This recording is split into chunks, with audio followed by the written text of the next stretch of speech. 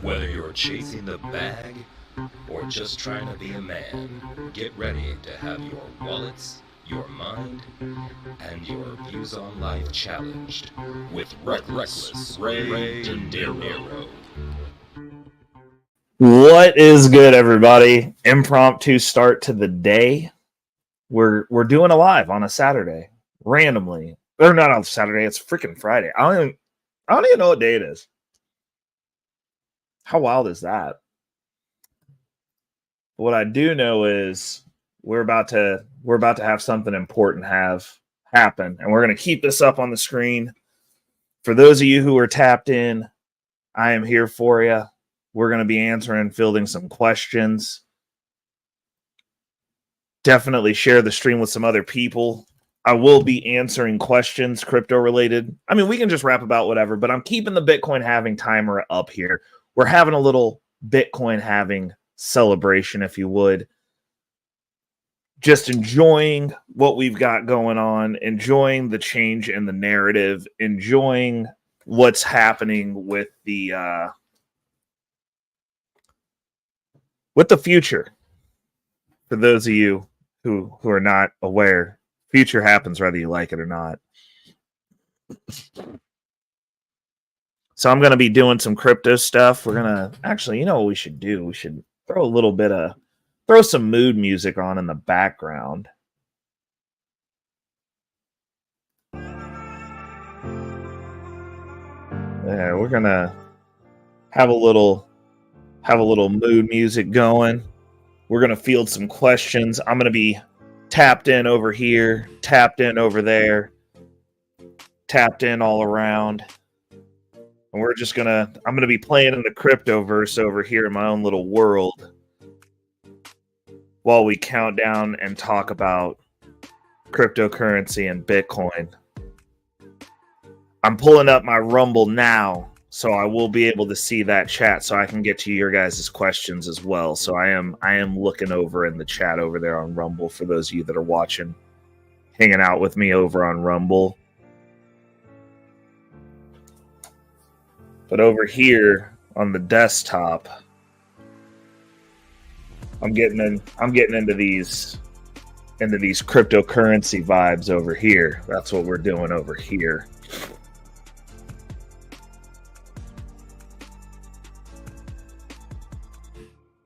Logging in, making some moves. Oh, Jesus. Wrong password, though.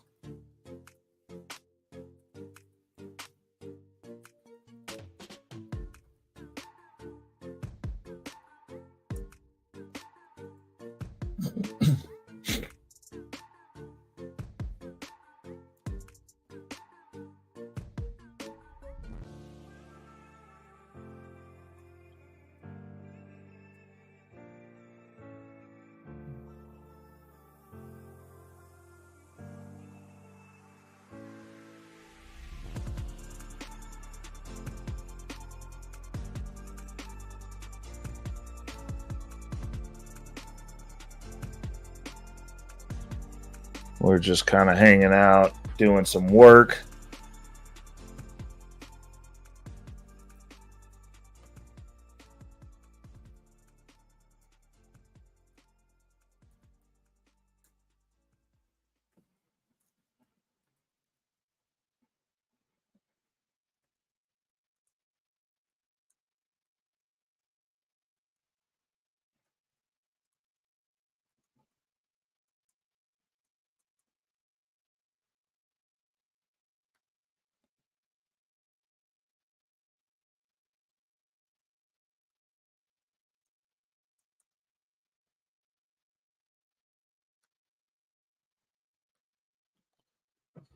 Oh, man.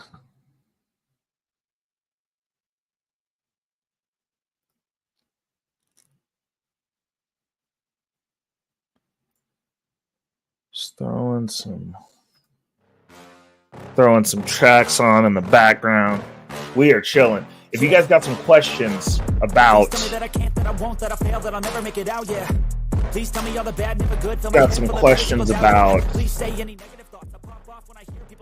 the crypto space, I will be fielding questions. We're basically just running this to kind of celebrate and commemorate the Bitcoin halving. We got an hour and 9 minutes, hour and 8 minutes and counting now. Hour and 8 minutes.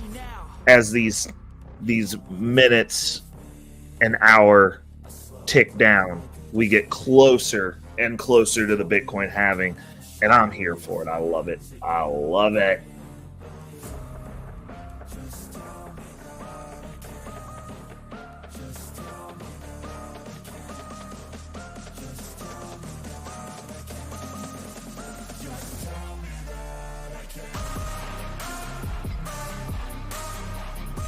But while I'm here hanging out, I am monitoring all of my chats at the moment. If you guys want to tap in and get some questions answered, this would be a good time. I'm just playing around in the crypto market, just hanging. Oh, X Hermes in the building. What's going on, bro? I know he's as excited as I am. Whenever the crypto bros stop through, you know it's a good time. Talking crypto. As soon as Hermes, I'm excited to just get this out of the way so we can stop having this be the excuse for the moves in the market and we can just move up according to plan. Because now I'm looking at the next 3 months is the next phase for us as we enter into the unadulterated full bore bull run. And this is just going to be one more thing out of the way. It's like, stop talking about it. It can be over. It can be over. It's momentous. It's very celebratory, but at the same time, I'm just like, get it out of the way. Oh man, I am enjoying it. We're about to go ahead and dump out the next leg of the cash reserves to get a couple of more positions. I mean, there's no reason not to. Like, we're back. My portfolio is basically reset. Like, I'll check it now over here on the actual computer dedicated to that. I do not recommend running any of your crypto stuff on Apple products. It's probably not the greatest idea. Their security is not the greatest in regards to that, as the devices can just be taken over at this point. Oh, brother. Oh, brother. Oh, my goodness. Dang. Well, this next episode coming up, a crypto portfolio updates, is going to be freaking wonderful. Oh, geez. How do we... there we go. Oh.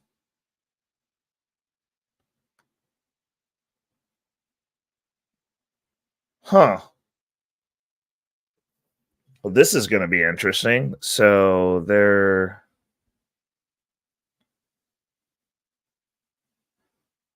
Well, then. Huh. Well, that's interesting. Okay. So if you hide holdings...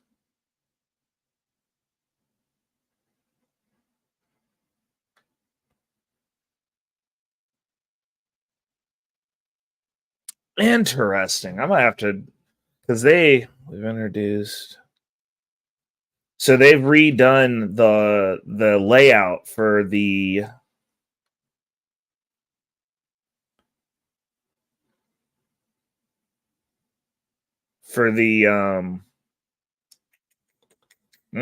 this is interesting. They've redone the layout on CoinGecko for the portfolio. Now, part of it I really love. Part of it I do not like so much. But we're getting ready to switch over to market cap. Oh, wow. We're getting ready to switch over to the Delta investment tracker app once I get that set up on my desktop. But Jesus, this is pretty cool. It just gives a little bit of information that I was going to keep for Patreon only. So the top 10 we'll still be able to do. But I don't think that we're going to... Ooh, this might... Yeah, we might have a stream that's going to be paywall only now. That'll have a little bit extra in here. I might have to start recording 2 streams of this. Because I do like this. I do like these metrics. It's just gives a little bit more information than I want to give to the general public. But, the portfolio is up 4.8% total. We did dip down twice into the negative, which is crazy. OX Hermes said he's looking at the Solana LST. Taking a look at the Solana LST I sent over could be a good go over while we. Oh, yeah. Okay. Let me take a look at this. Solana LST.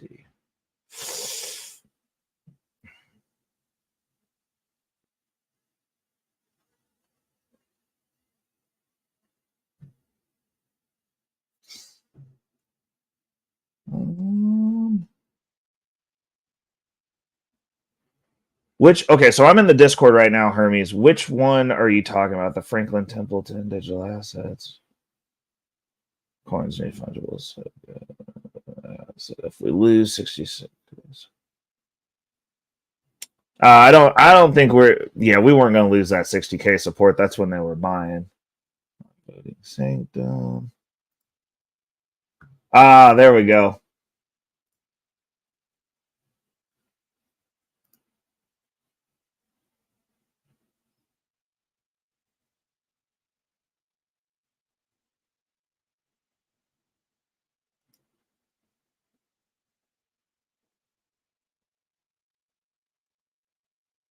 Sanctum one. Okay, let's pull it up. Let's look them up.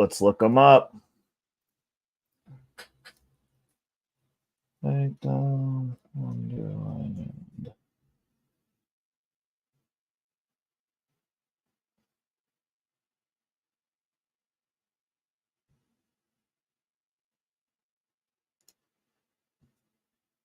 Let's see.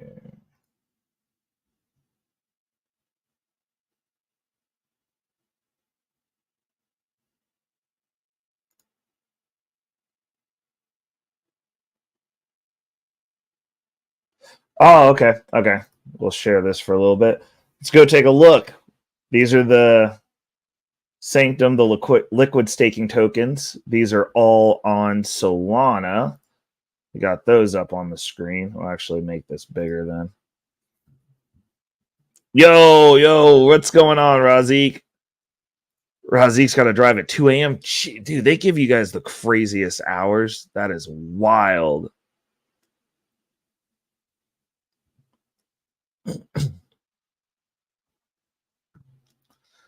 Hold on. So before Razik's got a question for us. First question of the night. Me and OX Hermes probably just about to ball out here having a conversation.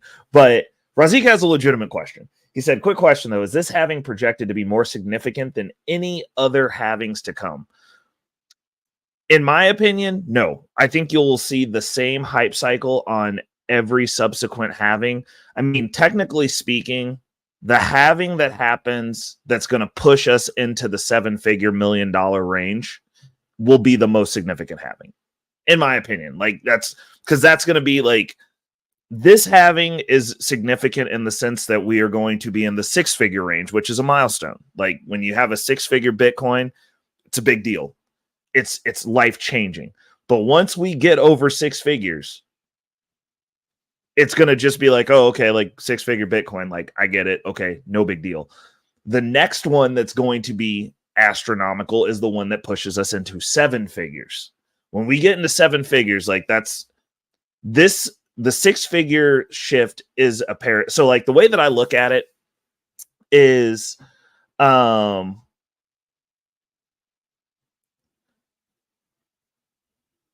the way that I look at it is it's kind of like when you're moving up in your personal financial life. So like for me, I look at it in kind of an epoch scenario. So for me, like when I look at people coming up financially, I think there's a few notable epochs. So getting your first $10,000 acquired is an epoch. It's a paradigm shift. It changes the way that you look at money. It changes how much money you're used to having. It changes your outlook on wealth. It's a hard metric. Like my first $10,000 was the hardest that I saved. When I crossed into the 6-figure mark, that was the next epoch. It was like, okay, like now it changed again. Now it's like, okay, this is momentum. This is what it's going to be. Now, when I crossed that $1 million mark, after that, you're like basically out in the water with sharks. Like until you get to be a billionaire, like if you get to be a billionaire, but it's like millionaires, it's like there's a bunch of different styles and variations of millionaires, but they're all sharks. They're all like out there in the waters. And I understand a lot of your gurus will tell you $1 million ain't what it used to be. It's not the same, but it honestly, like that's the one where you're out in the ocean. Like you should be having options. Like I don't know any millionaires that are living paycheck to paycheck, hand to mouth, broke. You're all like at that point, all you're doing is putting extra points on the board because you have a certain level of comfort. For me, when Bitcoin hits 7 figures, I think that will be a highly publicized halving when we go, hey, we're projecting to get into 7 figures. The reason this one is promoted as much, and OX Hermes does have a good point. He says every halving is less significant as the protocol grows. Older, in my opinion, it gets priced in. I think it will until the $1 million mark. I think the $1 million halving, the one that's going to push us when they're projecting, hey, we're blowing up past 7 figures, will be highly publicized, and it will be an important historical halving as well. Like people are projecting like the 2030 halving. Everybody's been talking about that since forever. They're like 2030 is supposed to be the year. This one wasn't supposed to be the year, but it's the year we cross into 6 figures. So it's a big deal. But the 2030 one is what everyone's basing most of the investment theses that are going on right now with the institutions. They're looking at 2030. They were not looking at 2024's halving.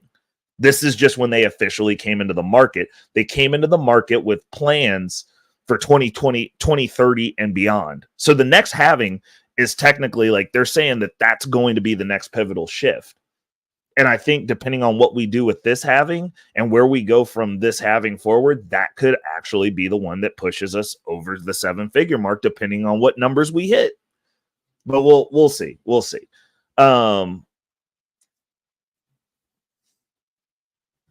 Oh, dang. What's going on? Reese from Philly in the building, hanging out with us for the halving countdown. So let's jump into these liquid staking. Let's see here. Earn yield from staking. So see, this is the first LST pool and Sanctum's flagship product. Infinity holds a basket of LSTs and earns staking yield on trading fees. That's awesome. Bonk Soul is another one. Reward supporters with Bonk.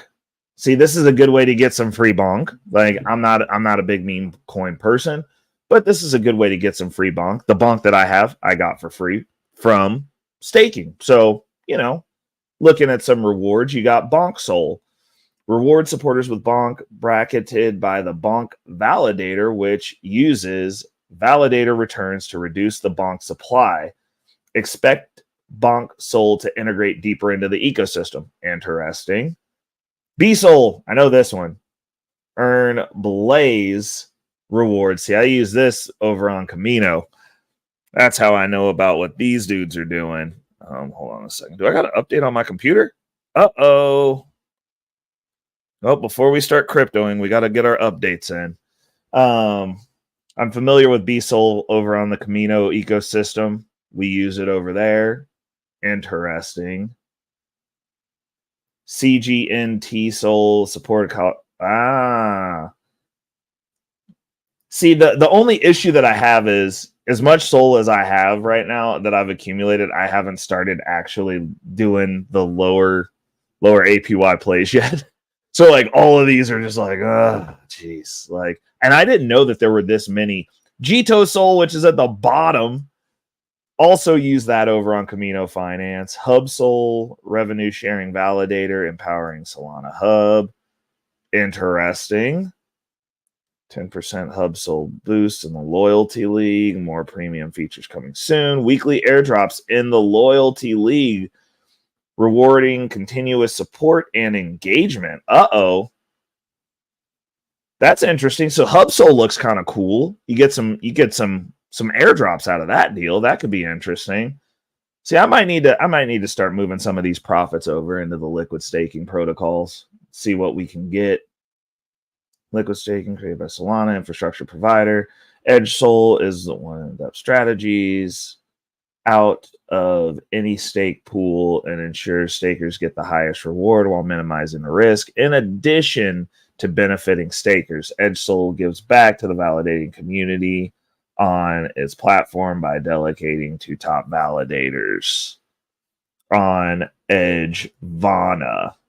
Interesting. That one's cool. What's D-Soul? Drift Protocol. Drift is a decentralized trading platform giving you more leverage on your capital. Buy and hold D-Soul to support one of the top protocols on Solana. Interesting. I'm gonna have to go give them a look. See, this is interesting. It actually is good going down the liquid staking protocols. You learn stuff. This is part of doing your research. Solana Compass. Earn boosted yield from staking yields, MEV tips, and priority fees. Then put your tokens to work in the high performance liquidity pools for even more yield on your SOL. Great staking performance, excellent decentralization with Datacaster in Madrid, Spain. Away from the stake hotspots. Support an active member community since September 21st. Interesting. That one's got the highest APY. That looks kind of tasty. Let's see here. Overclock validator. Overclock is a high performance validator committed to excellent validator operations. Oh, hey. And you got them solid state drives, man. The updates come quick. Operations while bolstering Solana. Hold on, let me check the chat real quick. What you guys talking about?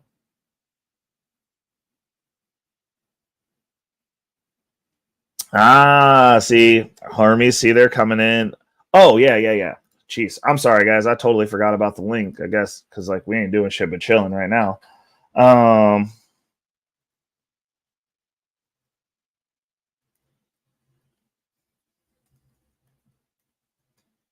Boom. There we go. There's the link. Sorry about that, Reese. My bad.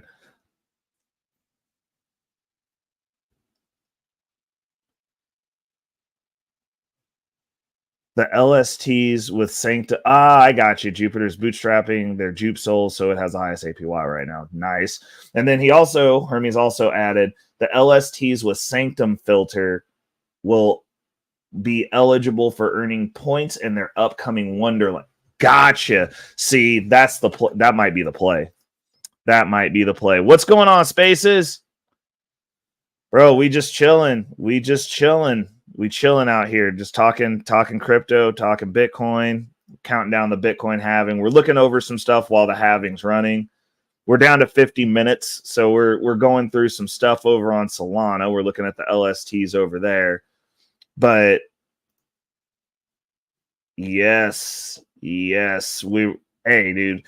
Sanctum's not looking too bad. That actually would be a play. I might have to move a few SOL over there and do some liquid staking with them and see if we can get on that points board. And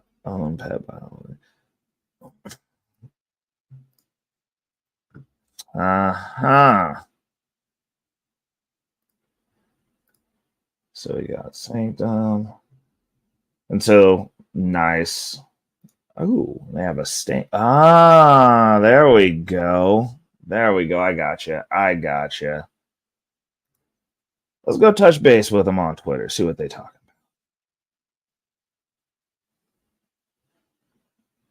Oh yeah. Well, Wonderland closed. They're in closed beta for their game too. That's interesting. Yeah, we're gonna be keeping an eye out on this one. This is a cool one. I like it. We're gonna follow them. Give them a follow. They're in the lexicon now. But yeah, we're just tapped in here, just chilling, doing the halving. We got 49 minutes.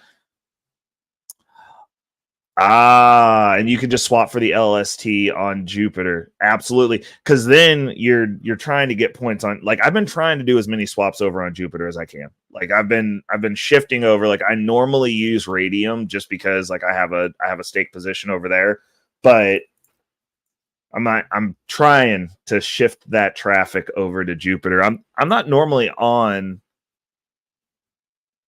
there swapping a whole lot. So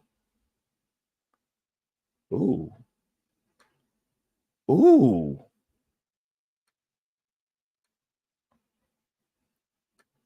Oh, wow. Okay. We got some added value out of that. That was a good update.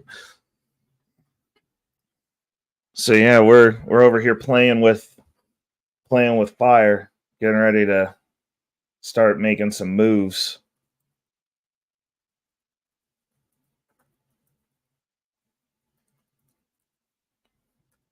Every time. Every freaking time.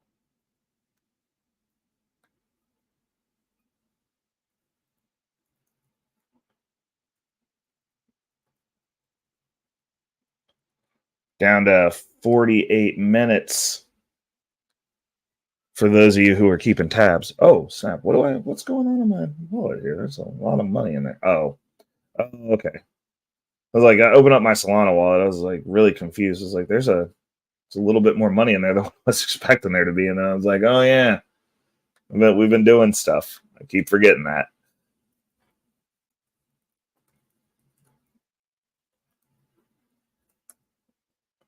Boom.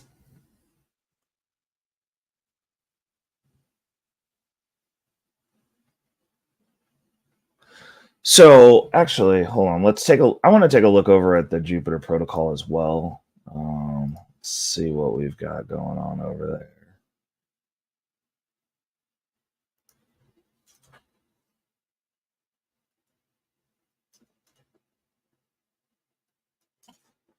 All right, let's go. Let's take a look at Jupiter swap.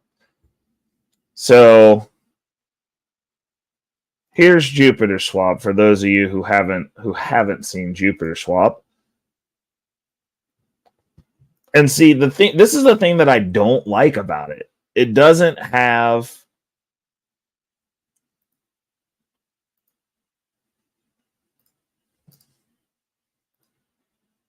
hold on.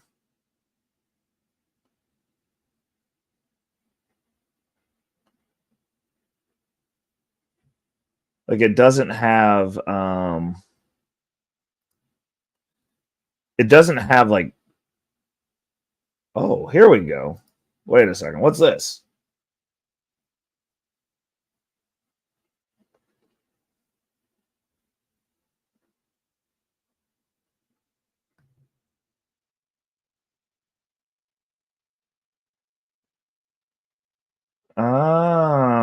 Here we go. See, here's some alpha. JLP is a liquidity provider token. The APY denominated in USD is calculated based on the fees generated from perps. Trading activities and doesn't include asset appreciation and traders' P&L. 70% of the generated fees are distributed back to the holders by redepositing the fees into the pool hourly, thus increasing the JLP price. There, see, this is what I've been looking for. Is this? See, that's what I needed. So that's not bad. That is not bad. See, we're going to be doing a position in JLP. That's going to be one of the plays. We're going to be doing that. And then they got perps. You can go long and short. The thing that I don't like about this is there's no stop loss.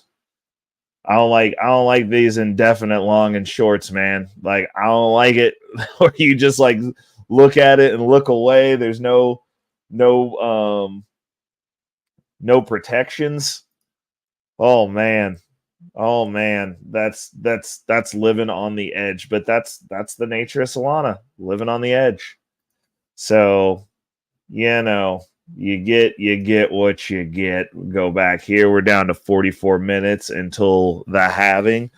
I'm going to dip back over here. I'm going to make some moves myself. I'm going to go take a look and see what we got going on over here in the cryptoverse. First stop is our cash reserves over on Arbitrum. What? How? Oh, geez. So I don't like getting... Oh, yeah, because... See there, man, I turned my VPN on, and it should by default... I need to go through here and see if there's a way to do the setting to where it automatically goes to the place that I need it to go.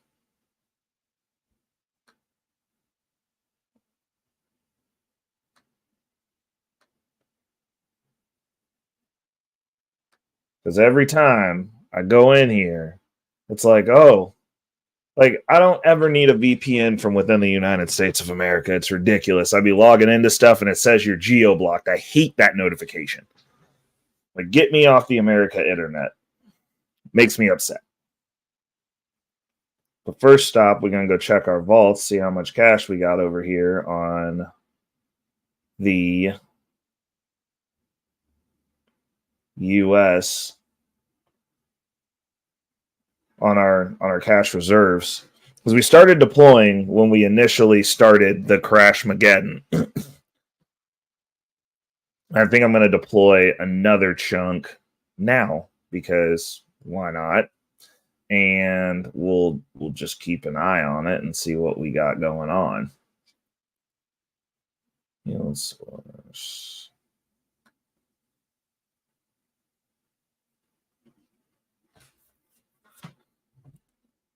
Yeah, I think we're gonna pull another one. We want to pull another cash infusion. We're gonna watch the markets, but I'm getting my stuff set up and ready. That's for darn sure. Go take a look at Camino and see what we got going on over there.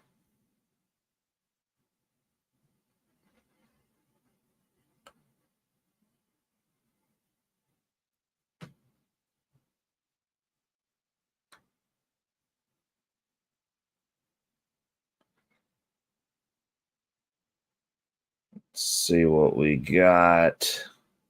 What do we got?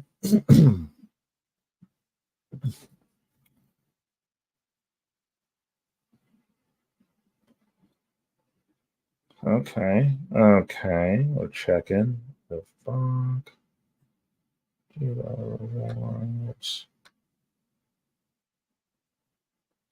So Camino hasn't done their points yet.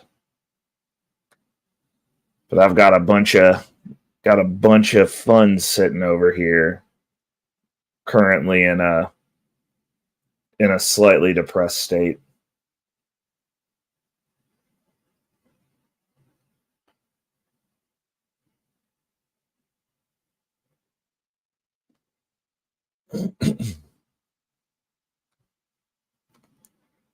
Taking a look, let's see what we got.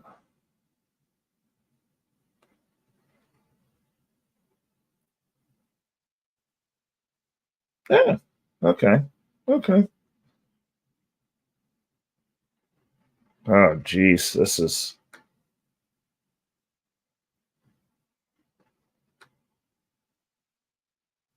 So I've got one position that's not performing well, but that's just because of the market downturn. We're gonna have to see what that do. It is an airdrop position. I'm okay with it. I'm okay with it. Oh, snap. This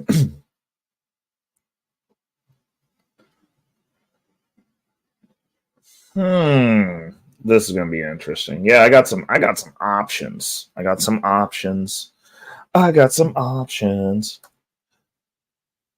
What's going on, Will Crypto in the building? We're over here. I'm just playing around on the internet while we're counting down this wonderful Bitcoin halving. I'm happy that you swung through. This Crypto Bros got to stick together. If you guys are using CoinGecko for tracking, go and take a look at their updated layout. I love it in the sense that it gives a lot of detail. I hate that it gives too much detail and you can't turn off the allocations. So we're probably going to be doing a little bit less in-depth detail on the stream. Like it'll give me what I need to do the top 10 for the crypto portfolio updates, but we will not be doing the behind the curtain, behind the veil on that. We'll probably be doing that back in a Patreon only setting once we get that set up, because it gives a lot of detail. Oh, shout out Own a Spot in the building. Ricky Williams is also in the building. What is up? Own a Spot's in the house. He said, Ricky said, let me hold 100K. Oh boy. We ain't there yet. We on the way. We are on the way, brother. We're doing great, better than I deserve. We're just hanging out, you know. Went and got my workout in this morning, took a nap, getting some productivity stuff done. We just kicking it for this halving countdown. Answering questions about cryptocurrency, talking about cryptocurrency, nerding out. I got some of my crypto bros in the building. We just having a good old time here. Just going through the stuffs. But yeah, I do. Man. Yeah, this is clean. That is for sure. Do we have an ability to go dark mode on this? Ah, here we go. Yeah, there it is. Oh, yeah. Oh, yeah. I rock with this. Because, yeah, it looks like...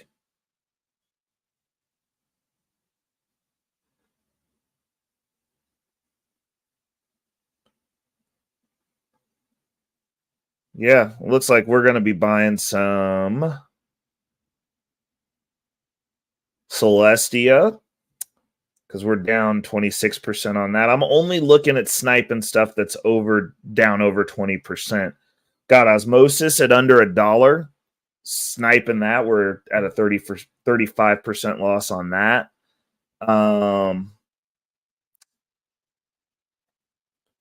And Injective, which is down over 20% right now as well.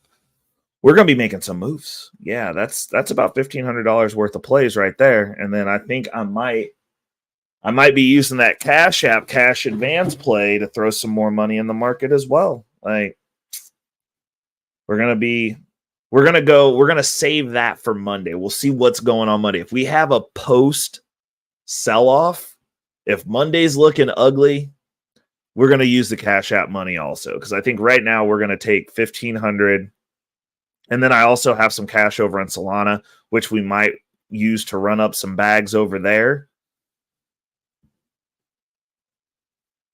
Yeah, buddy. Yeah, buddy. That's all I got to say about this. Is like we're going to probably be making some plays this evening, tonight, and tomorrow is what I'm thinking.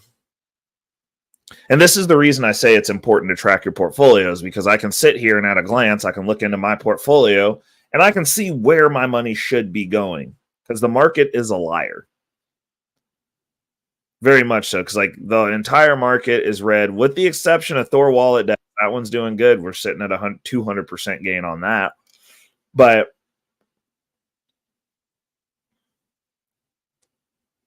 knowing where you should be putting your money is another big thing, because like Solana, still out of buy range for me. I'm still up 36%.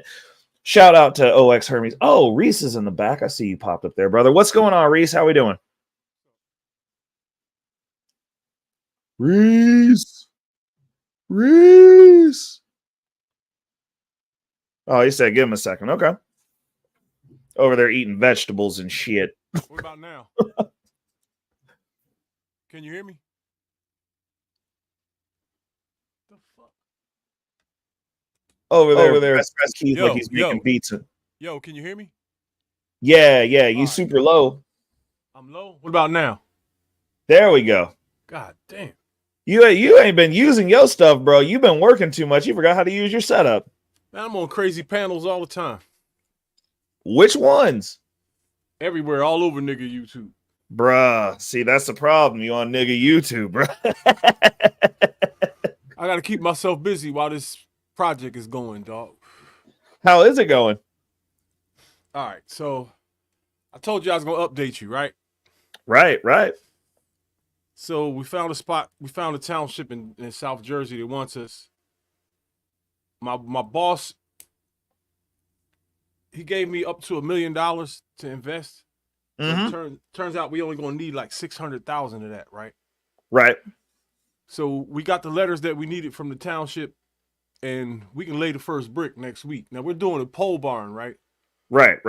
So that could take. We can do that in a few days, and then we can get the other companies to bring the lights and set everything else up in a couple weeks. Yep. We should be able to. He said our first harvest should be like around the wintertime. Now, check this shit out. Mm-hmm. I operate as a micro license for 1 year. So if we get a harvest, and that year starts when we have the building finished, and all we have to do is have one plant in there, and they come in there and look at it. That means we're open. Right. So the day we lay the last brick, we're gonna call them up, look, and then from that point on, I have to operate for a year as a micro license. In phase 2, when I can go to the next level, right? Mm-hmm. We can make the facility as big as we want. You know what my boss wants to do? Make it the town. He wants to do 40,000 feet. You got a calculator near you? I can pull one up. We all got phones, bro. What you got? Yeah. Do that real quick so we can do some numbers. It's going to be crazy. All right, go. Keep in mind, I make $20 an hour right now. Right. 40,000 feet. You got that on your calculator? 40,000 feet. A grow light covers 4 feet by 4 feet. So that's 8 square feet, right? So divide 40,000 by 8. That means you're going to have 5,000 lights. That might be off. It might not be. Anyway, 5,000 lights. We can get 2 pounds of light easier. So how many pounds is that? 10,000? Yep. 10,000 pounds times $3,000.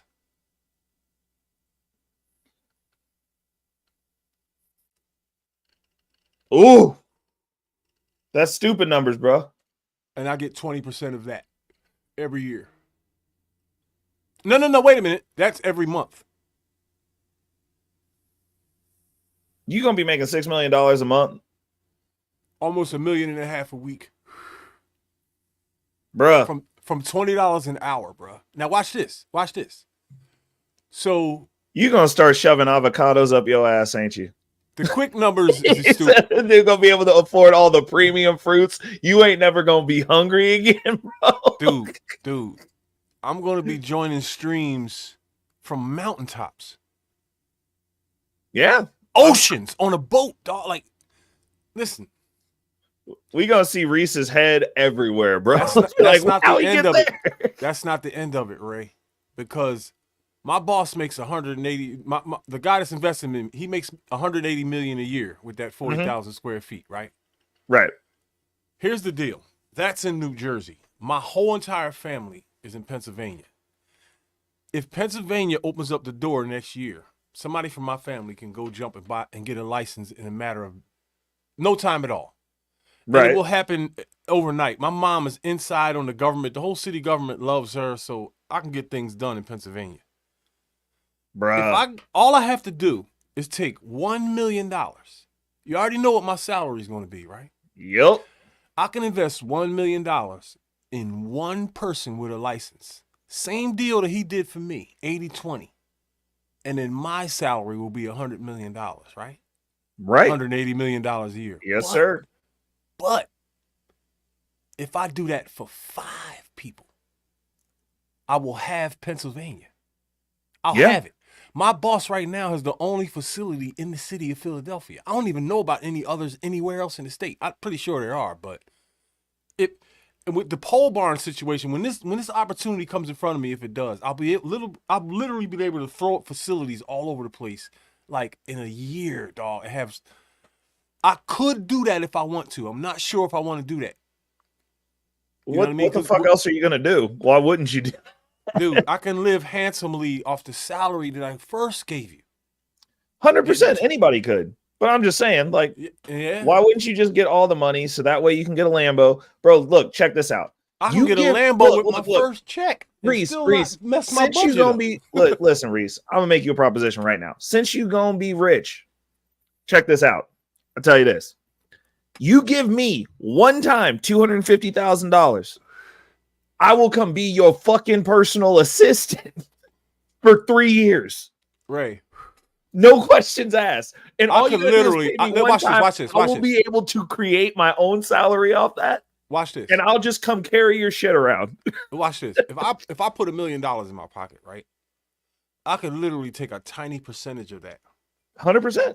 Move you from where you are. You could just quit your job, your business, or whatever. Do the same thing for you that I would do for someone else, right? I can make you a citizen of Pennsylvania in a day. Also true. And have all the identification you would need the following day. 2 days there. Yeah. You would have your license in a month. Yo, you could make millions, but I would have to be set first. Like emergency money put away, rocking for a little while, you know, now I can help some people. Technically speaking, you should have all that set your first month, bro. that's 1 month of the new life, bro. My first month, well, I'm going to sit on everything I make the first year. You can get your car back. You can get that car back, though. My car is only worth about $5,000. So. No, I'm saying the one that you used to have. Yeah, that Benz is like old now. No, I'm saying you can get the new version of that. Well, my plan is while I'm operating as a micro license for that first year, I'm going to put away all of that money. I'm going to maintain my lifestyle that I have now. The same way, keep my job and everything, and just pocket all of that bread. That way, I'll be sitting on something nice when we go to phase 2. You see what I'm saying? Yeah. Then I'll have I mean, Reese, my one suggestion is, and you already know what I'm about to say, move immediately. Immediately. Away from wherever the fuck you're at, bro. Most definitely. Immediately. You can't be seeing or smelling them ninjas. Period, bro. You got to get to a different set of circumstances. That first check that comes in, new circumstances for Reese. You can still keep your clothes, but you got to get rid of the location and everything else. Yo, I'm not even gonna lie to you. I'm calm when I'm on these panels telling people about this business venture, but I'm so fucking my whole mindset has changed. I don't even know what life is gonna be like. I don't know what I'm gonna do. Oh, it's gonna be totally different. That's for damn sure. I'm definitely not gonna be able to come here like that. You know what I mean? Maybe once in a while, come slide through, but yeah, my life is gonna change. I'm not gonna be able to do the things and go to the places I went before. Hell no. I'm having problems just on foot. So if I'm riding around in a McLaren, I'm gonna have problems. Yeah. Yeah. You got look, there's only certain places you can go in the McLaren. See, that's the thing that they don't tell you. It's like you get these nice vehicles, you can't really be existing where you used to exist. Like them cars only supposed to go certain places. Guess what else I got a plug on? What? A Jaguar Cub. A Jaguar what? A Jaguar Cub. You don't want that. What are you? You don't want it. Jaguars are terrible carriage builders. They're shit cars. No. A cat. Oh, you talking about the animal? A cub. You are not, bro. If you get a Jaguar Cub, you gotta hire me so I can just come hang out at your house. Like, I got a connection. I love animals, bro. Oh, listen to me. I have not forgot about my niggas from YouTube. I promise you. I will straight up stalk your ass to pet that cub, bro. You remember Sporties, I'm gonna be standing outside the gate, be like, Reese, you bring that cat out here and let me pet it, bro. Hey Ray, you remember Sporties, right? Yeah. I'm out here building math, and when I'm up, he's coming with me. I'm gonna drag him with me. Hey, bro, you know all that dude wants to do is work. Whoever fucked with me on YouTube, I'm gonna fuck with them in real life. Hey, real shit. You know what you could do though, because Sporties ain't gonna want to do shit but work hard, bro. So what you got to do is you got to get him the most premium car detailing setup on the fucking planet, and now he just deals with like the extreme of the extreme, and then pay him so much that he only has to do it when he feels like it. If he wants to still do that, he can still do that. Bro, he ain't gonna want to do shit else. Like he just wants to work. Listen, I'm trying to bring him into this game. You know what I'm saying? He might want to do that. I think he has a passion for what he does, right? So he does, and he's real good at it. Boats and whips for him to clean. You know what I'm saying? In our circle of, you know what I'm saying? Hold up a second. Let me answer this question for Spaces. He asks, is the crypto halving akin to stock splits? No, it is not. It's actually the inverse of a stock split. So when a stock split happens, it's when the stock gets too expensive that it's no longer accessible to the common man or the peasant, if you would. And so they split it in half and make more of it so that the shares can be worth less. Bitcoin is exactly the opposite of that.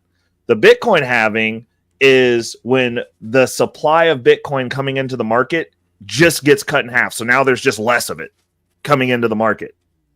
So Ray, which drives the price up. I actually have something relevant to say. What? I actually have something relevant to say. Oh, shoot. So I've told you that I want to sit on all the money that I bring in on the first year of operation, right? Yes, sir.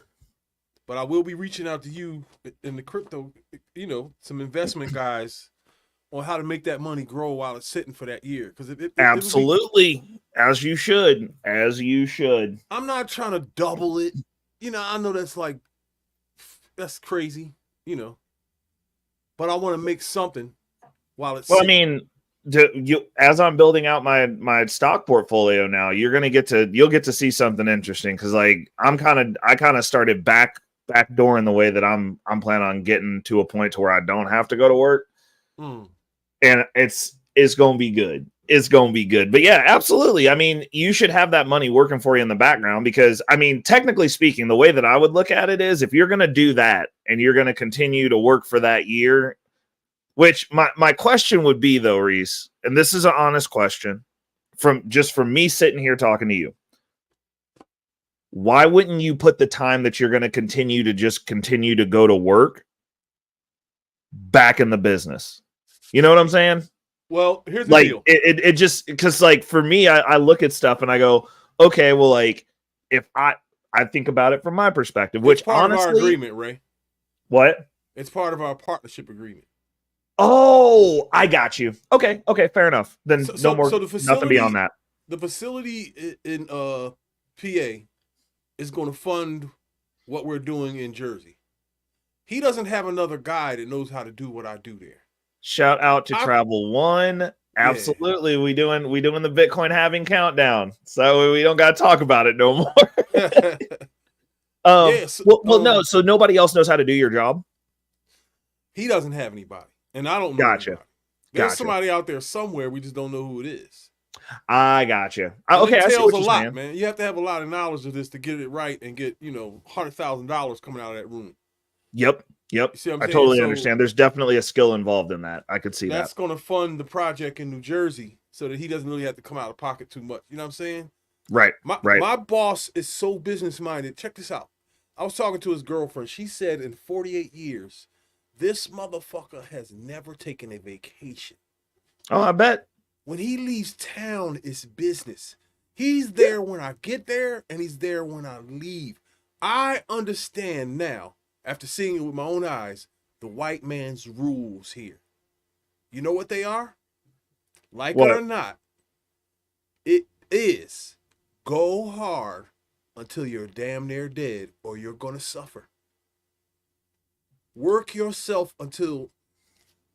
I don't think niggas know what hustle means, man. My boss showed me, man. He showed me. Oh, 100%. I mean, but the deal is this, though. When you're building something and you're in control of it, you're more incentivized. And that's the conversation I have with people all the time. I'm like, when you're talking to black people on these panels and they want to talk about systemic this, the man that, and I'm like, why are you constantly going into somebody else's house complaining how they run their shit? It just doesn't make sense to me. And it's a different level. And it's like everybody that I know that owns something works all the time. It's just before. If you built something, if you built it, you're just going to work. And it's not necessarily that they're showing up outside of some, you can see it in small businesses where people create little fiefdoms where they made a job and now they go to the job and they pissed about going to the job. But people who own and build organizations and build out things and have people legitimately working for them and scale them and actually make them big, they work all the time. Like the news story and the news cycle that you get, we see Jeff Bezos on vacation. We see Elon Musk on vacation sometimes. But we see a news report every vacation, but you don't see him on vacation every day. We just hear about every vacation they take. Right. But it's not a constant, like, here's Elon Musk on another fucking yacht. That dude's at work all the time. I promise you these motherfuckers are working on their vacations. 100%. 100%. They have that laptop with him and they have an ink pen. Yep. And a notepad. I promise you that. Yeah. And it never stops. Like, people want stuff that they don't actually want, is the reality of the situation. You may actually be able to invest in me soon. What? You may actually be able to invest in me soon, and others. Yeah. I might be on the stock market. Right. This company, if everything goes right, man, I'm telling you, this is going to be colossal. Like you do. I mean, that's the way that stuff's supposed to be. But like, you gotta gird up and be able to put in the work. And people don't want to put in the work. People don't even want to put in the work at this. All right, can you give me a crash course real quick on what's going to happen in 17 minutes and 47 seconds? Absolutely not. Well, actually, not absolutely nothing. But as far as like our day-to-day lives, absolutely nothing.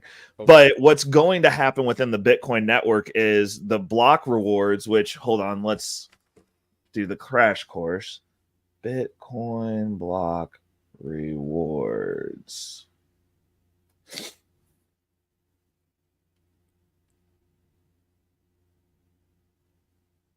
God, I couldn't. Let's see here. While you're doing that, I'm gonna talk for a minute. I've been telling niggas on YouTube that there's a nation.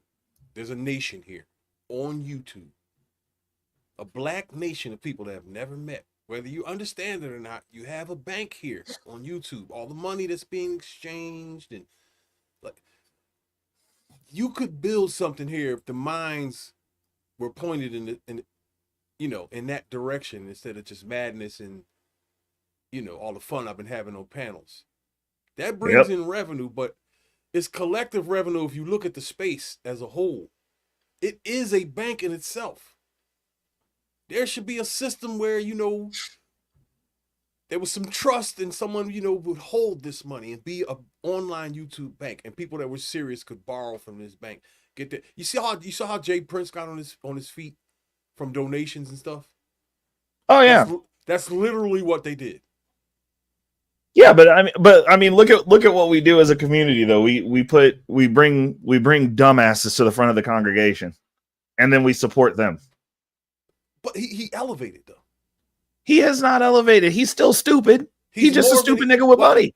He's more than what he was when he joined YouTube, and that's because of this. He did what he had to do.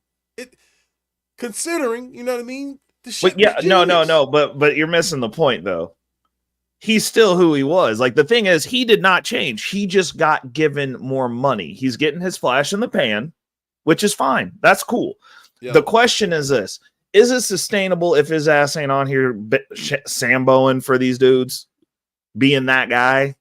No, it's not. I've seen something different. That man is trying to change. I've seen it. He's putting forth a little bit of effort. Like, yes, Spaces is in Jay Prince for president. I would not have agreed. I would not have disagreed with you. No, I mean, we'll see what he does with the money. I look at him the same way the same thing that I said about Queenmaker. I hope you make it work because it's your 15 minutes of fame and this is the only thing you're good at. It's what it is. Like, hey, bro, prove me wrong. Prove me wrong then. Like, that's all I'm saying. I'm like, prove me wrong. Like, if you're that smart and you know how money works, then like you should be in a good fucking spot with all them donations. The issue is this: these people are not good with money. They don't know how money works. They're just getting their 15 seconds of fame and they're getting a little bit of breathing room. It's like winning the lottery, Reese. But you have people like Ray Romano around. 100%. Tap into the content. I make content for friend and foe alike because I like good competition.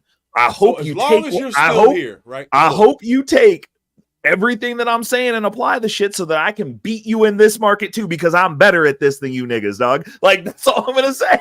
The competition would be fun. Absolutely. And people would be coming up from it. You know what I'm saying? Space has said the only difference he's seen is that he bought some glasses and a hat. Okay, so let me answer your question with the breakdown. Okay, so the current Bitcoin reward that comes into the ecosystem right now is 6.25. So we'll get the calculator back out. Bitcoin's currently at 60,000. Wow. Yeah. It was at 40 something last time I looked. Oh, well then you ain't been looking because we hit 74. So like we're currently down. So wow. So 60, we're rounding down 60,000 times 6.25 is $375,000 are coming in. And hold on, how much time is, and so that's getting cut in half. It's going to go down to 3.125 that's coming into the market. And I think if I'm not mistaken, that's every hour. It's every hour. So when it cuts in half due to supply and demand, since less of it's coming into the market now, the price goes up because people still use it and want it and need it. And there's less of it to be available for everyone else, which is why the price goes up.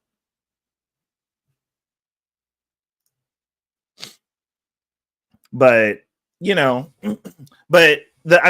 deal is, and that's one of the things I do agree with Anton Daniels about is the character piece of it, because this just exposes what you are. You add in YouTube the fact that you are now a front-facing person, and it really hyper exposes what you are, because these dudes get a little bit of money and then all of a sudden they think they know everything. And then they get on here and they say shit that's just blatantly inaccurate in regards to how rich people function and how actual rich people function. Because like they didn't have businesses where they were like shoulder to shoulder with these people or directly ingrained outside of them posturing for each other out in public. Because there's a difference between be around them to understand them. 100%. And it's like, and most of these cats fake it till they make it. They want to talk about how bad they are. They want to get a couple of little things, bro. Like, I got no problems. I'll tell you, most of these dudes make more money than me. I'm going to be worth more than most of these dudes at a quick clip, because I know how money works and I have my thesis and I'm doing everything that I make my videos about. I'm still doing that shit. Like, I'm in the trenches with y'all. And I can admit that. I know I don't make six figures. I'm not going to sit online and be like, I make six figures. Like, if I wanted to, I could go shoot my content in one of my clients' garages that has multiple Porsches and Ferraris. And like those of you who have seen me on panels during the daytime over my lunches, a couple of y'all have seen those vehicles. I have access to those vehicles. I could lie too. If I wanted to. And it would be much easier for me than most of these cats out here that are blowing their donation money, renting the vehicles that they're telling you that they own, so that you can think that they're doing something. This shit is majority a lie. And you can tell when these people talk because they say shit that blatantly isn't true for the class of people that they say that they're around all the time. And I'm like, well, that's not how that works. Oh, you don't use debt at all and you rich?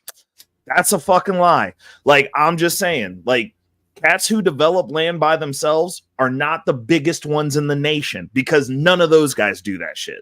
Because I know one of those guys for my region. None of them are going, hey, yeah, we just do everything all cash. I'm in custom home building.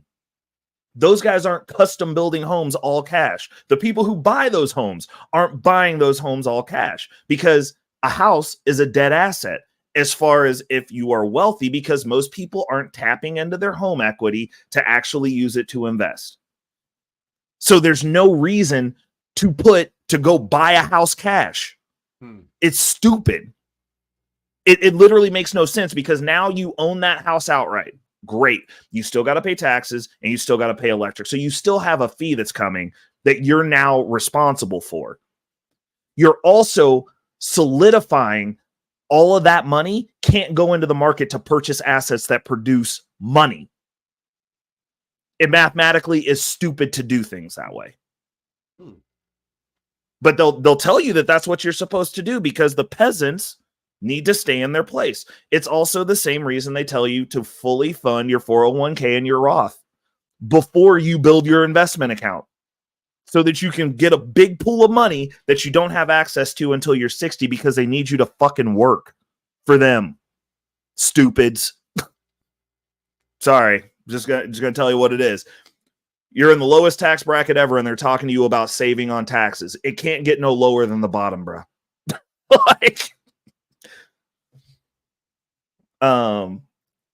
Spaces said, do I have any particular strategies when it halves, or are you gonna watch prices?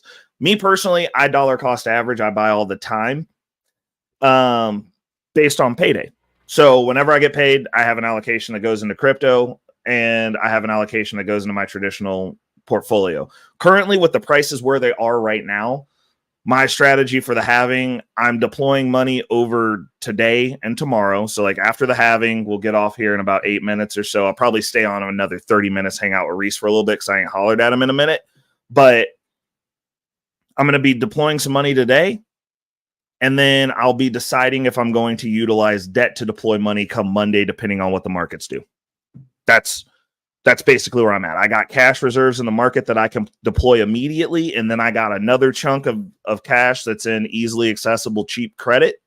I got some cheap money I can get that'll go in based on what we're doing, what happens comes Monday.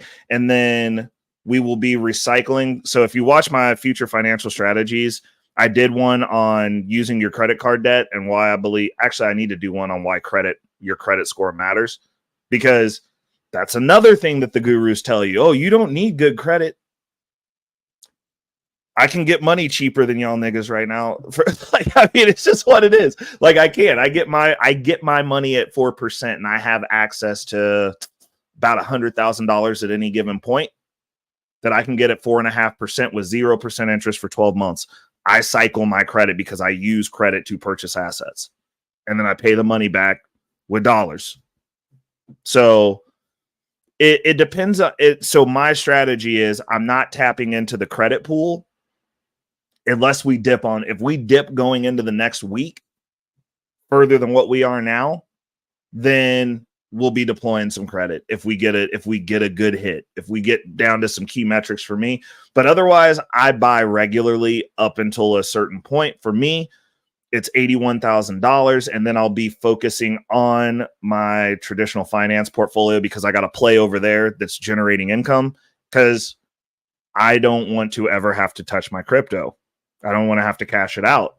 So I've got to get some income coming on the other side of the line. So I'll be focusing on that once we hit $81,000. That's when everything's going into the brokerage at that point. So that's my play. Like, I mean, I've been through 2 other halvings besides this one, and I'd normally just buy through it. I buy through the bull run.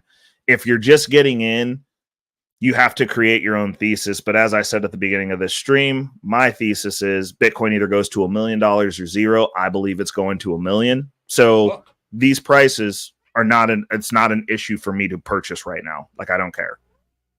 I just put the money away and I don't look at it. And in the 11 years that I've been doing this, I have never had my net worth over that time frame be lower outside of specific dip scenarios and bear market scenarios, specific ones. But over the long haul, I'm up well over 100% a year, just buying straight through all the time, indefinitely. So, that's my take on it. That's what I think. Yo, do you know what a stop loss order is? Yes. Is there such a thing with Bitcoin? No, but you also you're not waking up and going, hey, within yeah, you are. You're waking. You normally on Bitcoin, the dips on Bitcoin are much less volatile than the rest of the altcoin market. Now, within the DeFi space, there are limit orders that you can sell. So like if you're holding a position, you can put in an order that goes, hey, if it hits this price, sell this shit. Okay. But in regards, market is touched order. Yes, yeah. But also, if you use trading bots, which I used to, I didn't see the upside on it for anything except for the stop loss feature. And like you have it set up to a centralized exchange, and the trading bot will go, hey, like if we start getting down, and you go, hey, if it gets down to this level, get me the fuck out. And it's like, cool, I got you. So there's ways to set it up, but it requires like another third party thing, because like within these applications, like you don't have a stop loss on you don't have a stop loss on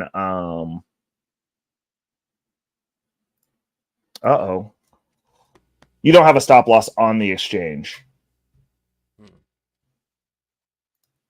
So with Bitcoin, can you make money when it dips like you can with stocks? Like if you go, you know, you can go short on a stock.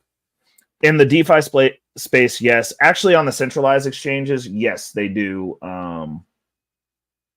You can.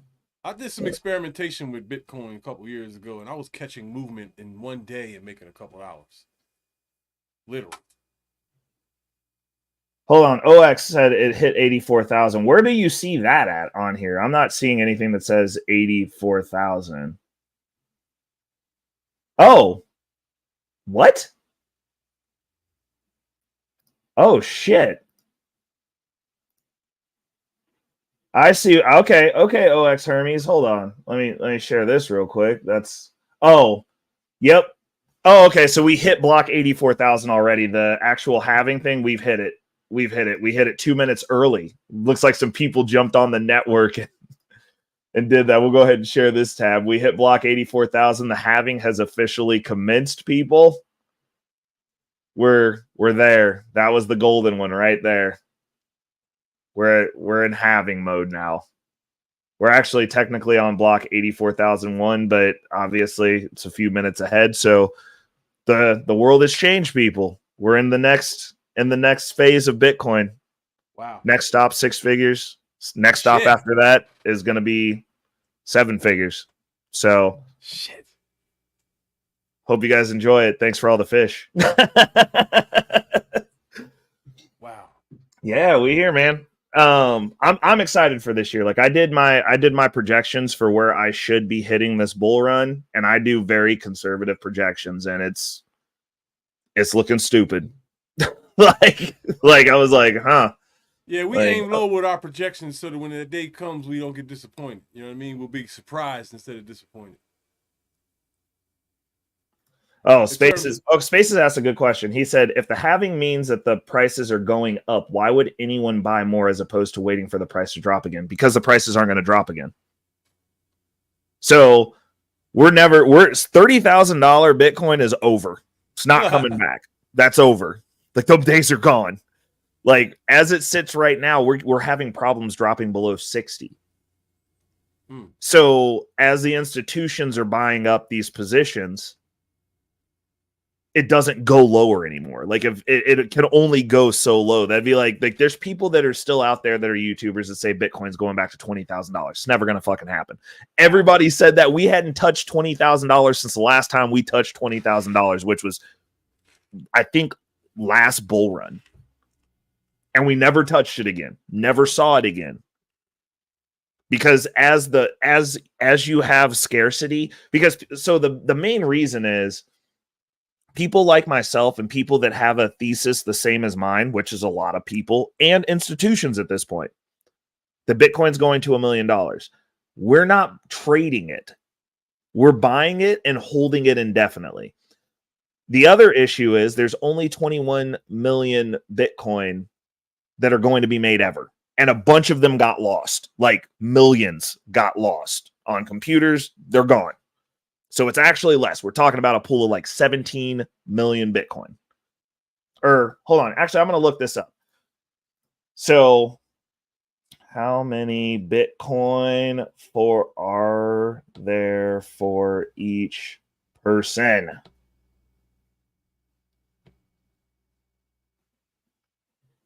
If Bitcoin was equally distributed, 99% of people would own $30 worth of Bitcoin. The average, so that's even distribution. You would own $30, which would be, Bitcoin the average person has. So, and if we're looking at it right now, let's see here. How much Bitcoin is there for every person in the world? There are only enough Bitcoins for every person. Oh, actually, okay, so this is a better one. Bitcoin per person. Let's take a look at this.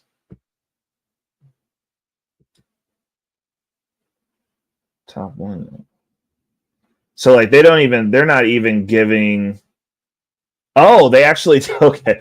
So there's actually a website. It's Bitcoin per person, and you can see that the number of Bitcoin versus the number of people. So hold on a second. Let's do some quick division.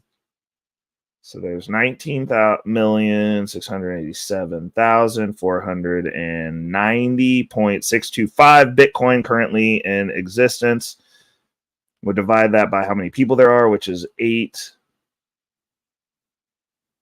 billion. Oh, it's 21. Yeah, we're in the billions of people. There's millions of Bitcoin. So 8,039,042.052 equals. That's not right. That number's not. Oh, you got to do the divide. Okay, hold on. Because this will tell you, there's a thing that tells you exactly coins per person. How many Bitcoin are there? Just looked at that site. This is a really rare one. Oh, okay. No. How many Bitcoin per person in the world? Because we want the world number. Hold up. Let's see here.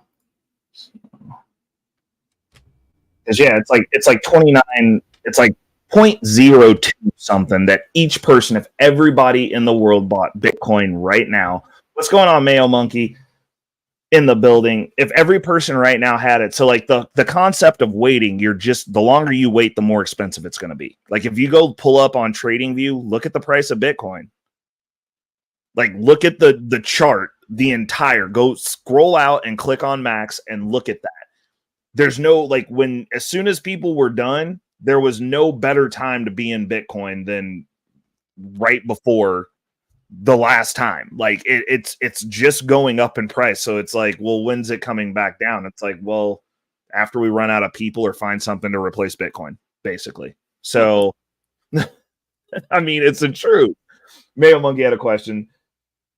What happens when the cost to process Bitcoin is more than the reward to mine it? Well, I mean, in the last 15 years, this conversation has come up multiple times.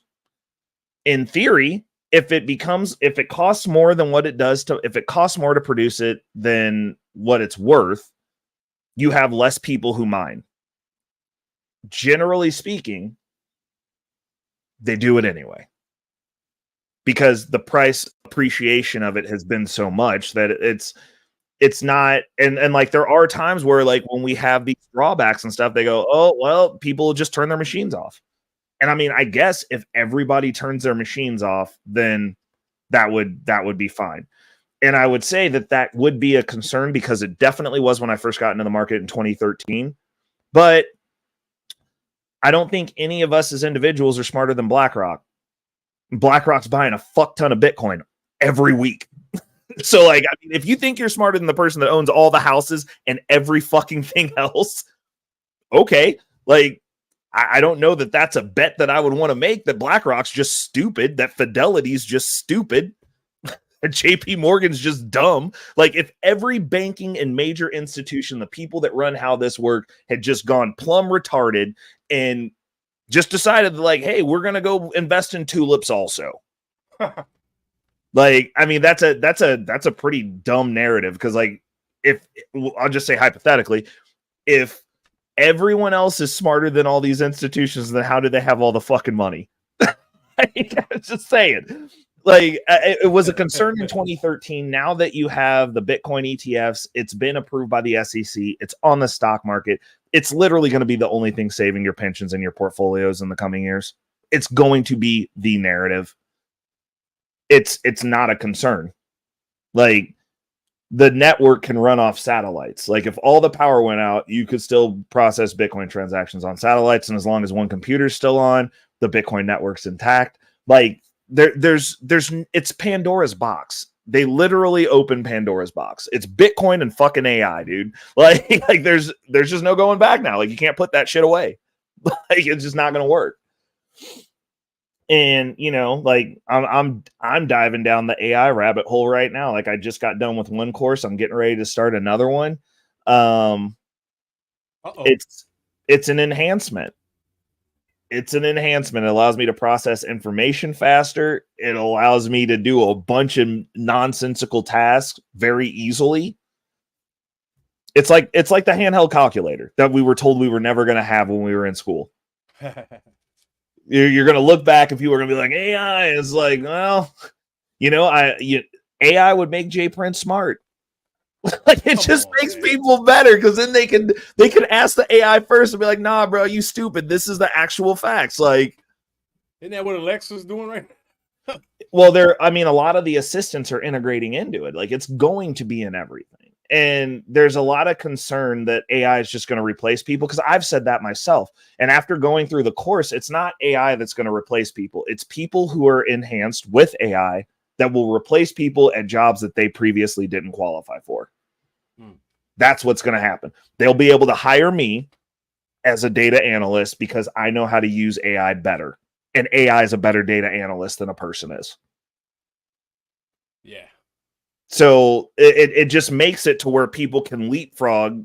It's a crutch. Let's call it what it is. It's a crutch, but it's an enhancement. So now I have my high level of intellect plus AI. Now, you know, Ray's a pretty savvy guy. I can say that I'm smart, whatever. But now I'm a genius. Like it's just what it is. Like, that's what it is. So, like, you could say, you know, you take somebody with a below average IQ like Jay Prince, and now he's smart. Like, it's just a better world for everyone. Like, it's a move forward. And the sooner that people understand actually what it is, because, like, I talked about AI from a point before I knew what it was, having gone through this course and deciding to go down the rabbit hole on it. I know what it is. I know what it can do. I know how it can. It's a convenience. It's a convenience. And for those of you that are heady, it is that person that can stay on your wavelength that you can talk to and just hash shit out with at an exceptionally high level. Now you can talk directly to all the information that exists in the world. Why wouldn't you want to do that? I don't know. I'm excited about it. A lot of the halving fears, not the halving fears, just the price fears. I mean, you have countries buying it, you have BlackRock buying it, you have Fidelity buying it. Like, that conversation, that specific key point conversation is over. We like, now it's a question of, well, what's going to replace Bitcoin? Well, I don't know. We probably have 144 years to decide that. But for the rest of our lifetimes, because that's how much longer we have of Bitcoin mining. Wow. To get all the Bitcoin. We got 144 years before we get to that bridge. None of us are going to be alive for it, most likely, unless some of these doctors integrate with AI and figure out how to keep us alive forever, which I'm all for. Because then we can have that conversation. But the narrative for the rest of our existences, like Mayo, Reese, all of us gonna be dead before this conversation comes to a fruition. We're just pontificating. And the entire time people are making money and living good and eating. And we're just, I mean, it's just, I understand that everybody hates the consistent winners. Trust me, as a Chiefs fan, I've been through this before. Because everybody used to shit on Bitcoin. I've been here for 11 years. Everybody shit on it. It's a terrible investment. You're gonna lose all your money. Blobbity, blobbity, blobbity. They were saying that. And now every year, like, hey, this was the best performing asset. Like, everyone hates the winner. But my deal is this: when it comes to personal finance and finance in general, emotions are not a key indicator. Like, people are like, oh, you're very defensive of Bitcoin. I am not. If there was something better to put my money in that I could make more money putting my money there, I would do that. It's just it doesn't exist and hasn't for 15 years. So like it's not hard to go, well, the last 15 years you were wrong. Are we just going to keep saying this like, well, Bitcoin's going to dip until it does? Like, are you just going to do that until you die? Because like it's that narrative isn't going to be at play while we're alive. With the way that things are going. I mean, the past 15 years, it's not going to work. It's not going to work. It's not going to work. And it's just been working better and better and better and better every year. Every year, more people come into the market. Every year, it is more adopted. Countries are buying it. All of our financial institutions are involved in it. See, look, the CEO, fun fact. So I moved all my investments off Citibank because they did not allow access to the Bitcoin related products that are on the stock exchange. So I took all my money off. You know what's funny? A month after I did that, the CEO decided to resign over that decision, basically. I mean, they didn't openly say that, but like a month later, after all of these Bitcoin ETFs flood into the market, and Bitcoin ETFs are the best performing ETFs that have ever launched ever in history on the stock exchange, ever. Ever. The CEO's like, yep, I got to go. Like, I'm fired. Like, yeah, you are fired. And just this month, they announced that, guess what? Now they're allowing their people to have access to BlackRock's Bitcoin ETF. I mean, people are losing their jobs over being wrong about this shit at this point because it's so ridiculous. Like, I mean, there's no other way to cut this cake. It's the best performing asset class ever invented in the history of humankind for 15 years. and people are sitting there with their noses in the air trying to act like they know something that everybody else doesn't know. And I'm like, well, first of all, you're not in the minority in regards to Bitcoin because it's not massively adopted yet. Like, we're still early. And secondly, you've been wrong for 15, like you just been wrong for 15 years and not making money. Like, the only person who's poor out of this conversation is you. like you sitting there losing money via opportunity costs for 15 years and you still got an attitude about it. Like, yeah, of course you probably want it to not work. Like, I'm not mad at you. Like, I get it. Like, you don't want to tell somebody they're doing something wrong and then have it work out exceedingly well and then be me and have me talking shit about it. Like, it's not fun. But also, I don't believe that my thesis is wrong. And I have yet to identify anything else that performs as well or as efficiently as Bitcoin as a means for wealth building, preservation, and accumulation. It covers all three. What about weed? I'll say this about the marijuana industry. In this industry, you can go from 0 to 100 quicker than any other industry. Yeah, but I mean, you gotta up on your first harvest. You're up. Severely. Yeah. Okay, so I could see that, but like, you're up in dollars though. Like, you're still fighting. I mean, obviously you're way ahead of inflation, but like, you're still fighting inflation. So like, if all you did was that, and all you did was keep those dollars in the savings account in the bank, at a certain clip, the person who just invested in Bitcoin on the way to $1 million. Wow. You know what I'm saying? Like, and all they had to do was buy Bitcoin and put it away. Like, and so like, what you're talking about is business ownership, which is a different conversation, because if you're genuinely building something that produces income, that comes down to financial strategy. But it's like, the businesses that are holding Bitcoin in their cash reserves are worth more than the ones that aren't. We could go at it. Look at that, bro. We could go at it from that angle. When I get my first check, I'll be hitting the link. Absolutely. I mean, you still have my number, right? I gotta check that out. Oh, okay. So you just gonna lose my number and then say you need my help, bro? Like, no, we're a couple phones later.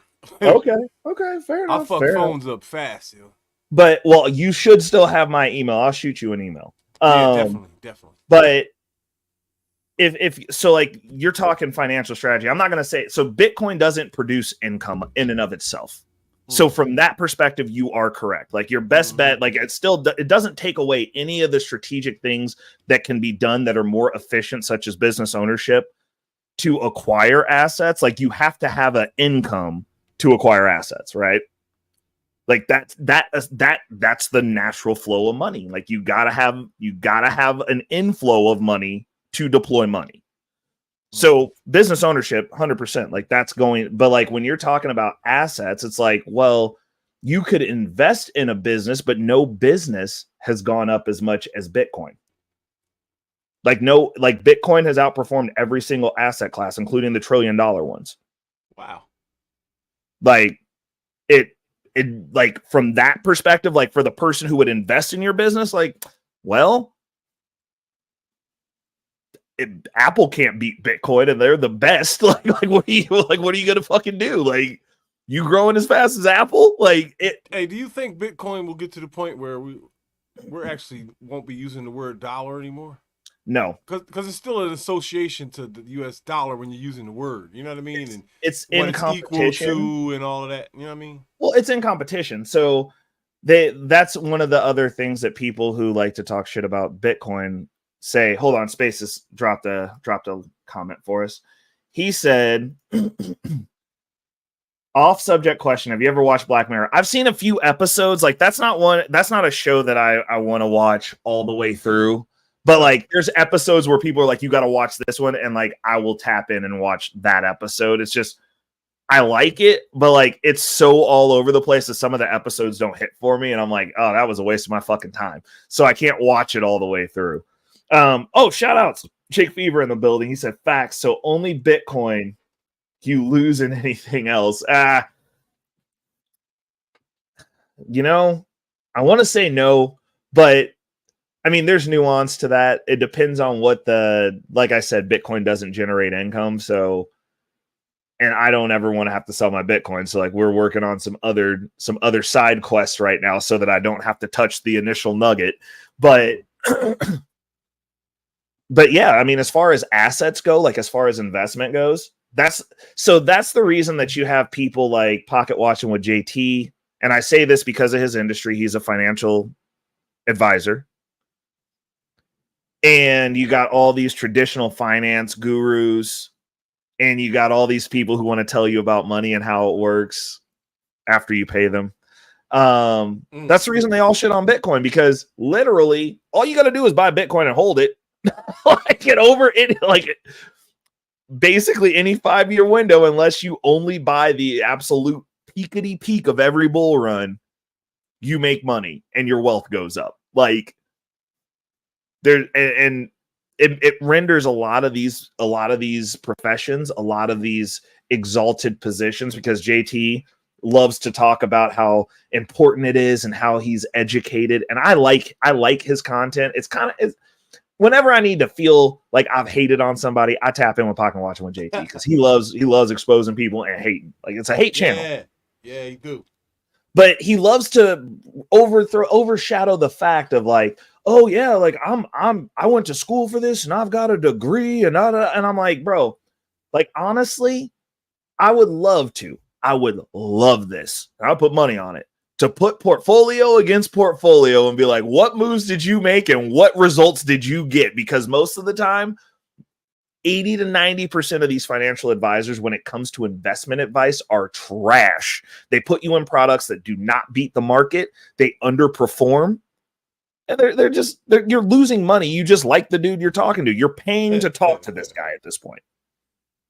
The value when it comes to investments that you get from them is absolute shit, especially in comparison to just buying Bitcoin and holding it, because you don't need them. But they don't want you to know that you don't need them. Like the thing that Bitcoin does is it eliminates middlemen, all these middlemen that are gatekeeping you. And back to his comments on the education piece, because he's got a degree. He's got a piece of paper that says he's smart. And I'll tell you, he's probably smarter than me. Actually, I'm going to guarantee it, because I'm pretty dumb. I'm a dummy. But we live in a system where dummies can get rich. Yeah. So it doesn't fucking matter. Because I know a bunch of smart people that are broke, that are having to move because they can't afford the raises in their fucking rent. They can't ever afford a fucking house. Keep your fucking piece of paper. I deal in things that matter. I guess I'm so stupid that I zeroed in on that. It's a survival tactic, maybe. I don't know. But we'll go with that. And he always talks about, oh, I got a degree. And I'm like, well, you've been telling people that Bitcoin wasn't a good investment inaccurately for years. And now that Bitcoin's on the stock market, it's going to be the only thing that's going to be saving your dumbass underperforming portfolio so that you can look like you know what you're talking about when it comes to investing. Exactly where does your degree beat 10 years of active involvement in the market? What's your piece of paper to that? Because I've put in my 10,000 hours in this space specifically. Where does your degree trump that? Like, what do you know that I don't fucking know actively using all this shit for 10 years to today? Still doing it. What do you know that I don't? What does the degree furnish that I don't have? That's my question. I'm like, okay, like I get it. There's certain things like I can't be a doctor, right? I know I can't be a doctor. I would want my doctor to have a degree.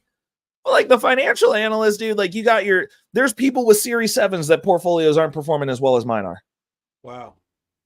And you know what's funny?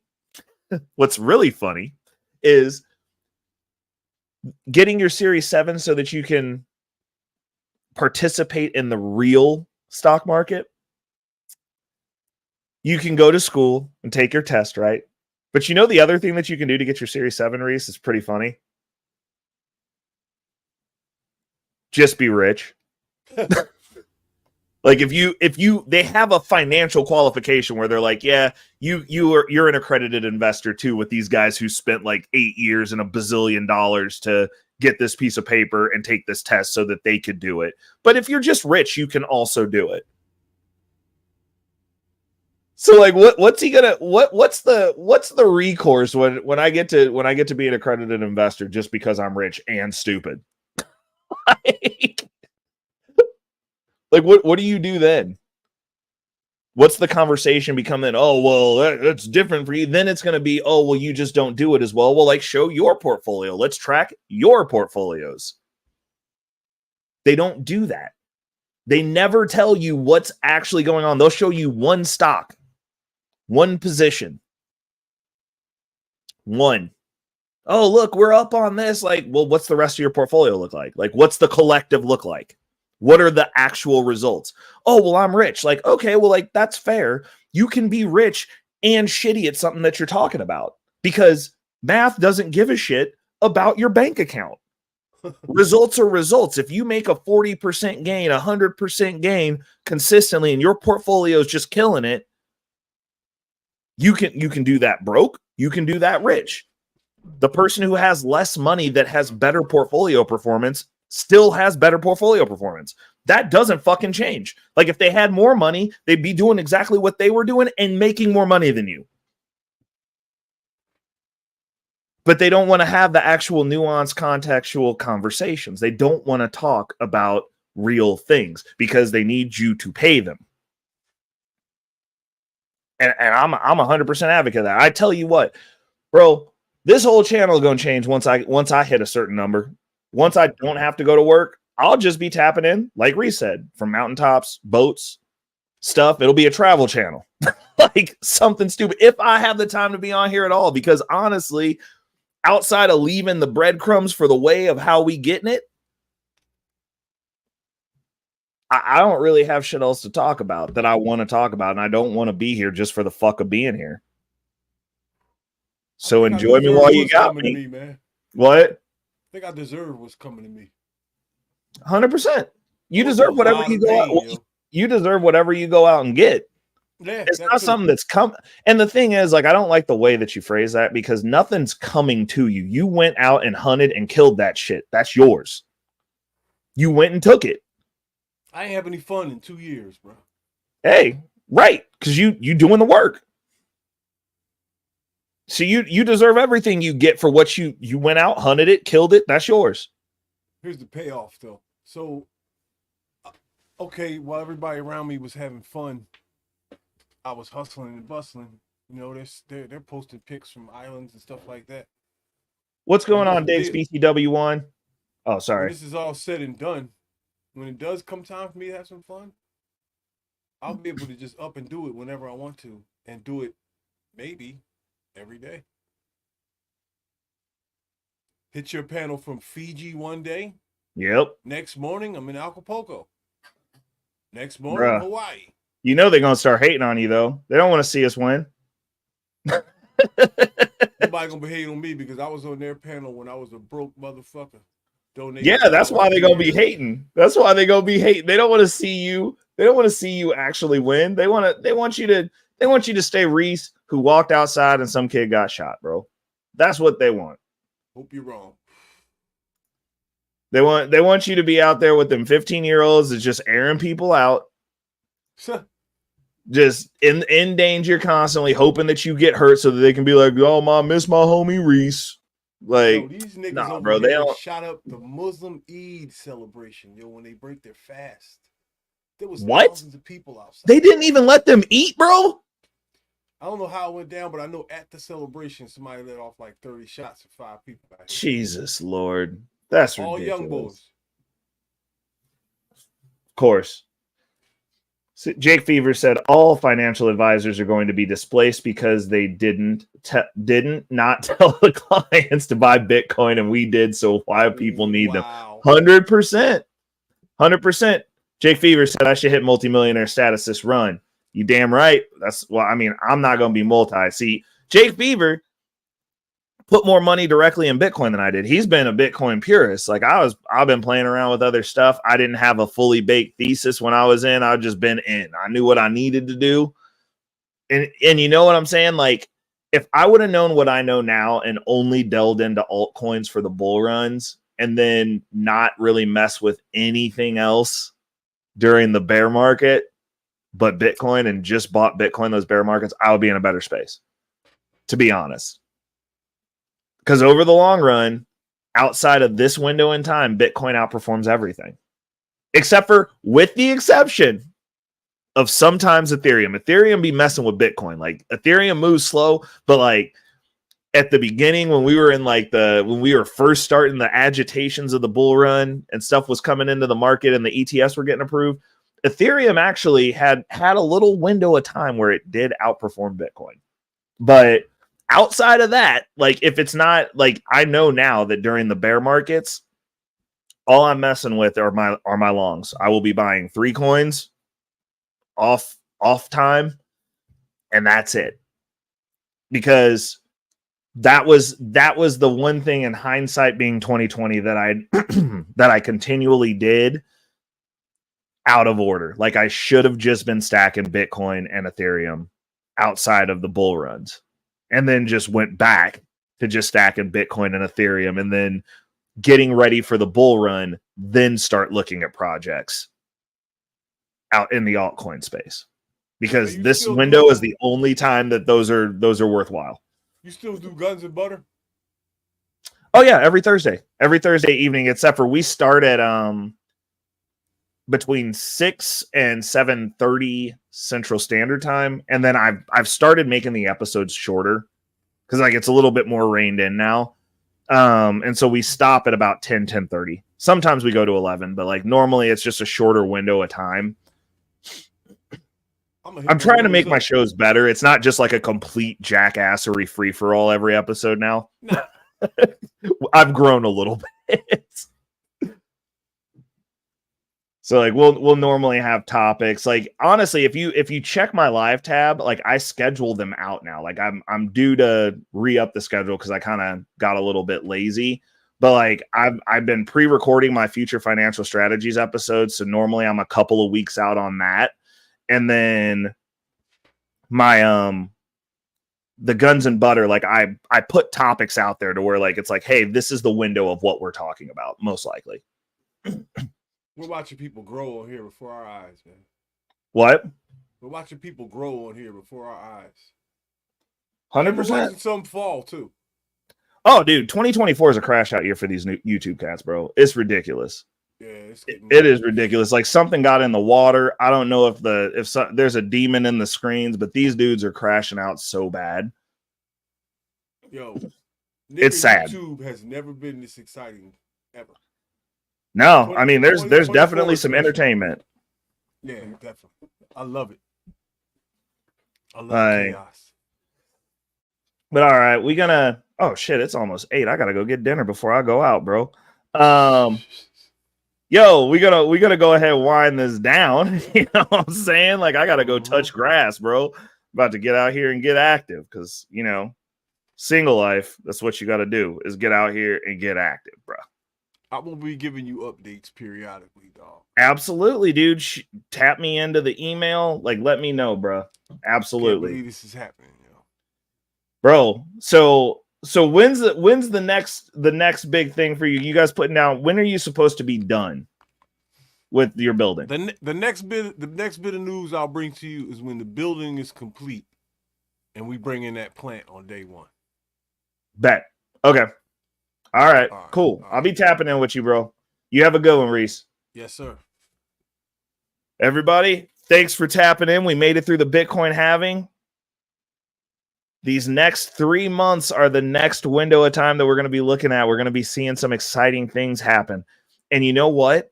I personally think it's going to be on an accelerated timeline, just like we have been, because we already minted a new previous all-time high. Now that we have the Bitcoin halving out of the way, that's no longer a news piece.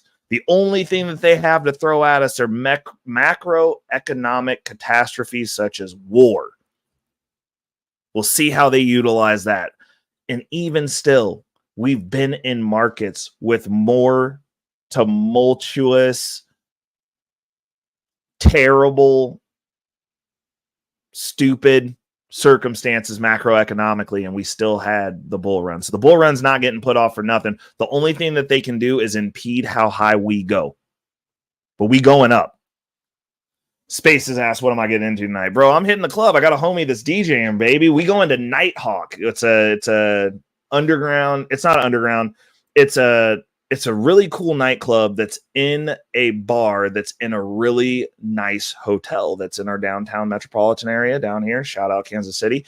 And we're going to go out there. We're going to hit it. We're going to be doing some dance moves. I'm going to be out there on the floor. Be like, what's up, girl? Hey, oh, hey, oh. You know what I'm saying? Hopefully, meet a little something, might find my next boo thing out there tonight. You never know. It's what it is. But we're going to have some fun. Spaces, hit me up in the Discord, brother. Bro, if you guys also, anyone comes through KC metro area, bro, hit up your boy and let me know you're going to be in town. Because I love hanging out with my friends, my family, fellow Wolfpack members. You could ask people, Razik, when he came through town, we connected.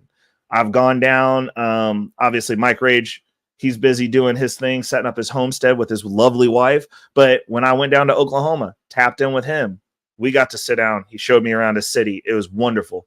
But yeah, it's a community over here. This isn't one of those things like where I feel like I need to have security or something. There's not that many of us. So I ain't famous. I ain't trying to be. So like, I like my people. I do this to establish actual connection with my community. And I don't that even saying that sounds weird because it's not my community. It's our community. It's a group of like-minded people that we're doing what we can to move forward. We're having fun while we do it. And, we're on the way. We get to hold people accountable, hold ourselves accountable, bring ourselves to the front of the congregation and have some fun while we're doing it. Because nobody wants to get rich by themselves. So your boy Reckless Rated Narrow, until the next time, folks, I am out. Peace.